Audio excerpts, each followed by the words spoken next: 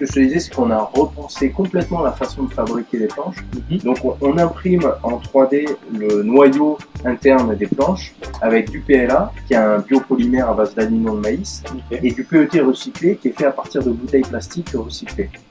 Et cette structure-là, on la stratifie ensuite avec une fibre naturelle, minérale, alliée à une résine biosourcée, qui est constituée essentiellement d'huile végétale. Okay.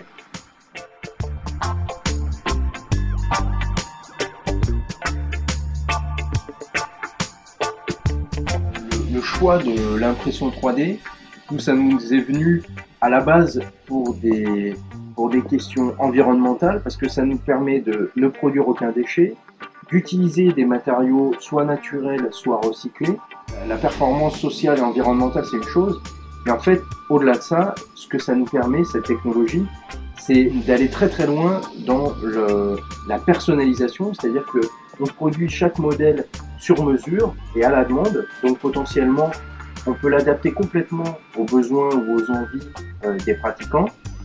Ça c'est une chose, et on peut aller très loin aussi dans la performance en fait, grâce à un travail en CAO et un travail d'optimisation topologique. En fait, ça nous permet de choisir à quel endroit de la planche on veut plus de rigidité, à quel autre endroit on veut plus de souplesse, à quels endroits on veut du poids, à quels endroits on veut que ce soit plus léger, etc. En fonction des contraintes, des efforts, des besoins de la pratique. Et donc du coup, on peut aussi faire beaucoup mieux en termes de performance mécanique et à l'usage. C'est grossir petit à petit, augmenter notre capacité de production et puis qui sait ouvrir des ateliers en fonction des évolutions possibles à différents endroits, des France, du monde.